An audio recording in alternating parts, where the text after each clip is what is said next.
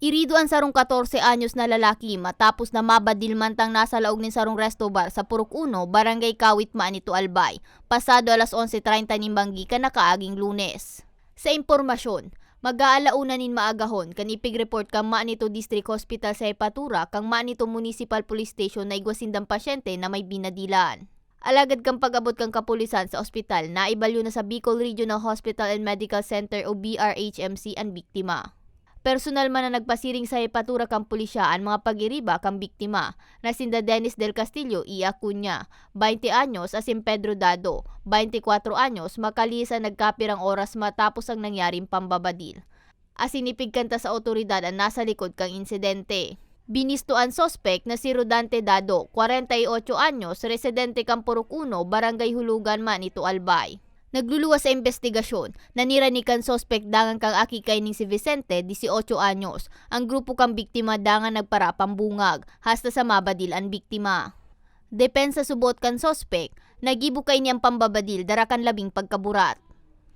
Andun daw sila nung time na nangyari yon. And actually, binugbog nga daw sila nung anak nung akusado.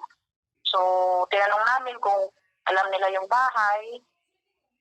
Alam daw po nila kaya sinama namin papunta doon. Nagkataon naman po na yung mag-ama umuwi naman sa kanilang bahay.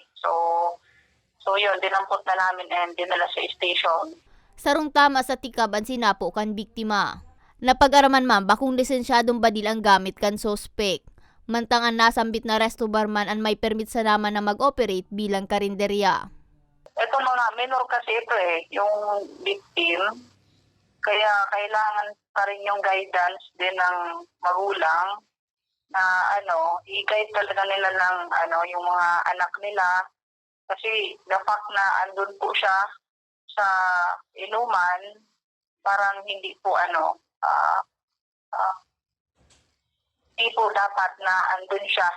Sa presente, nasa kustudiya na kan Manito Municipal Police Station ang suspect na si Rodante na naampangon niya sa kasong pagbalgar sa Republic Act 7166 o COMELEC gun ban as in frustrated murder. Mantang posible man na mahampang sa kasong physical injury ang aki kay ni. Pinasarado naman kan lokal na gobyerno ang nasambit na resto bar. Para sa mga baretang tatak Bicol, May Arango.